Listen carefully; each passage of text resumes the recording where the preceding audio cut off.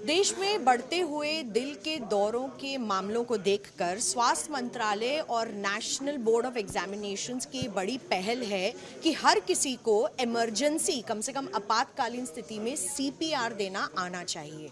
ये एक बहुत अच्छी पहल है और इसका डेमोन्स्ट्रेशन अभी हम देखने जा रहे हैं। हमारे साथ गंगाराम के कुछ सीनियर एक्सपर्ट्स हैं। सर बताइए कि वैसे देखा जा रहा है कि हार्ट अटैक के केसेस अक्सर जिम में हो रहे हैं या रेलवे स्टेशन पर होते हैं, सड़क पर होते हैं, तो ऐसी स्थिति में कौन सीपीआर दे सकता है और कैसे देना चाहिए?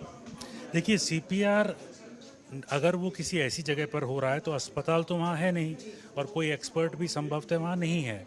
वहाँ सिर्फ आम आदमी मौजूद है और आम आदमी को अगर हम ट्रेन कर दें सीपीआर में, कोई भी आदमी हो सकता है, सिक्योरिटी गार्ड हो सकता है, कोई वहाँ का कर्मचारी हो सकता है, कोई फेलो पैसेंजर हो सकता है या कोई यंग मैन, एनीवेयर, और इसमें कुछ है नहीं, बच्चे बड़े बूढ़े सभी सीख सकते हैं।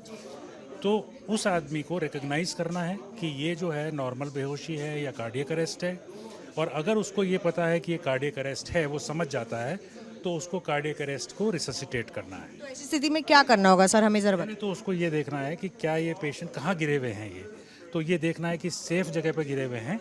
मान लिया कहीं ऐसी जगह पे हैं जहाँ दूसरे को भी खतरा है, तो इनको सेफ्टी की जगह पे ले जाना है। जब वो आ गए तो आपने इनको पहले चेक करना है कि ये होश में है या नहीं है। तो करके दिखाइए सर। तो आप देखेंगे ठीक है आप, आर यू ओके? तो इफ़ इज़ नॉट रिस्पॉन्डिंग, मतलब इनमें से बेहोशी में, तुरंत आप इमरजेंसी को एक्टिवेट करिए। किसी को बोलिए आप जाके एईडी लाइए, एम्बुलेंस बुलाइए या 112 जैसे इंडिया में फ़ोन करिए। जैसे आपने इमरजेंसी किया, इसके बाद साथ साथ आपको पल्स और इनकी सांस देखनी है, ये चल रही है कि नहीं है। पल्स देखने के लिए हम जो देखते हैं वो कैरोटिड पल्स देखते हैं, तो कि बीच में होती है। आप जाइए बीच से यहाँ आइए, ट्रेकिया फील करके जस्ट लेटरली आएंगे, तो यहाँ पर आपको फील होगा कैरोटिड, और इस दौरान आप उनको देखिए सांस चल रही है क्या नहीं। तो ये तीनों चीज़ अगर मरीज में है, मतलब बेहोशी की हालत है, पल्स फील नहीं कर रहे हैं और सांस नहीं चल रहा, ऐसी स्थिति को हम कहते हैं कार्डियक अरेस्ट, जिसमें हमें तुरंत सीपीआर की ज़रूरत है। कोई कोई बंदा जैसे लेमैन होते हैं, उनके लिए कभी कभी ये पल्स फील करना कभी कभी मुश्किल हो सकता है। ऐसे स्थिति में अगर बेहोशी हालत है और सांस बंद है, ऐसे में भी हम बोलते हैं कि cardiac compression for a layman they should start. ठीक है, फिर सर क्या करें अगर ऐसी स्थिति में आपको एक व्यक्ति मिला? आपको लगे तो आप कर दो, तो इनको फिर आप करो, कार्डियक कंप्रेशन करना पड़ेगा। उसके लिए सबसे पहले पेशेंट को आप एक्सपोज करिए, उनको डिग्निटी देखते हुए, मान्यता देते हुए, और बीचों बीच जहाँ निपल लाइन के ऊपर, यहाँ पर आपको हथेली रखनी है अपने एक हाथ की। किसी तरफ से आपका दाएं बायां किसी तरफ से भी आप कर सकते हैं। दोनों हाथ को लॉक करिए, देन आप स्टैंड करिए, ऐसे लेवल में रहिए कि आपके घुटने और मरीज का घुटना एक लेवल हो, जिससे कि ठीक फोर्स दे पाए। नहीं तो आप फोर्स आप ठीक से दे नहीं पाएंगे और उससे इफेक्टिव नहीं होगा।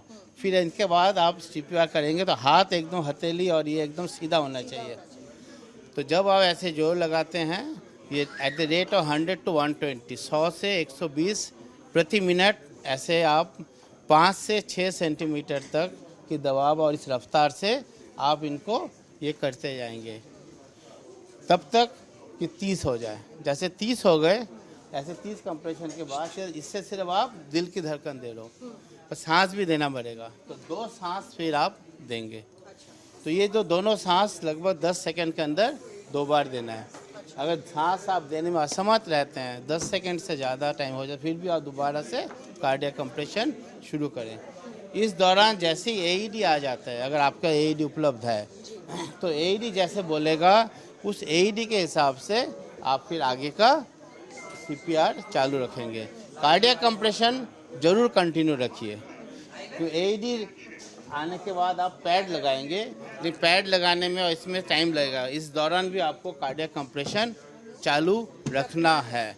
कार्डियक कंप्रेशन किसी हालत में भी बंद नहीं होना चाहिए जब तक एईडी बोले कि हम बंद रखो।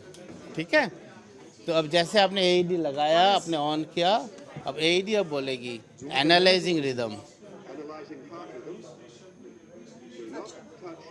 Now it says do not touch the patient. जब ये कहते हैं नहीं करना टच, तब आप नहीं करेंगे. Let it analyse the rhythm.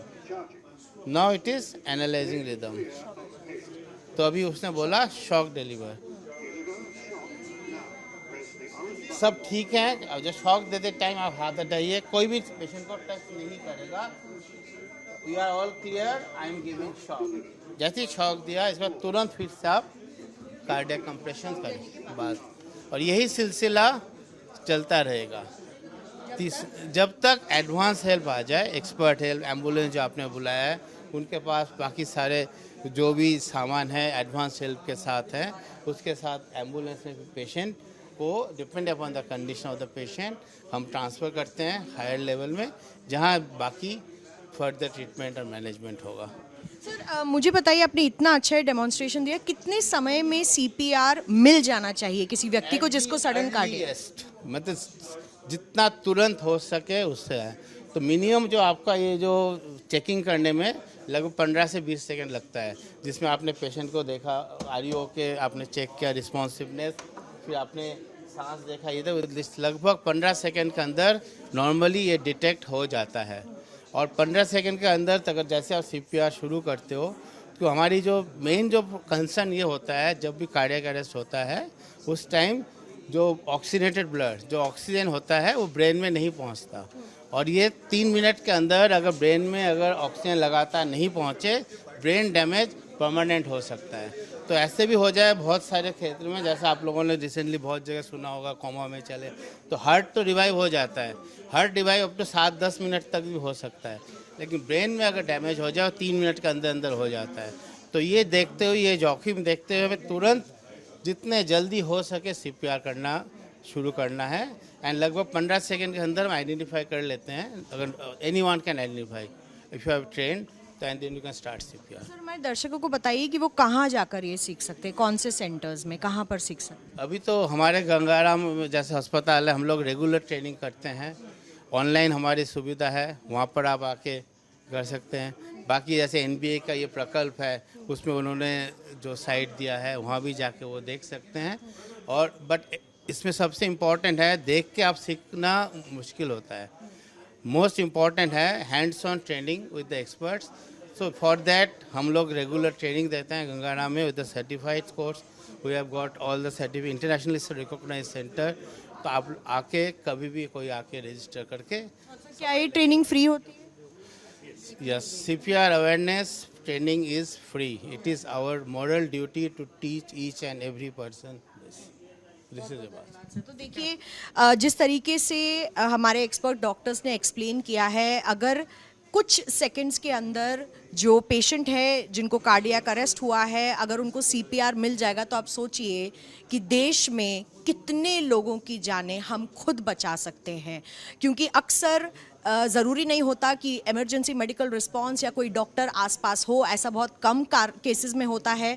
और हमें ये मॉरल रिस्पॉन्सिबिलिटी, मॉरल ड्यूटी, जैसे डॉक्टर साहब कह रहे हैं, लेनी चाहिए. हर किसी को इमरजेंसी सीपीआर सीखना चाहिए. और ये पहल जो है ये सरकार की तरफ से लोगों के लिए है, ताकि वो अपने करीबी लोगों की या किसी अनजान आदमी की भी जो अचानक से कहीं गिर जाए, उसकी जान कम से कम बचा ले. अश्विनी हेलन के साथ नई दिल्ली से मिलन शर्मा, आज तक.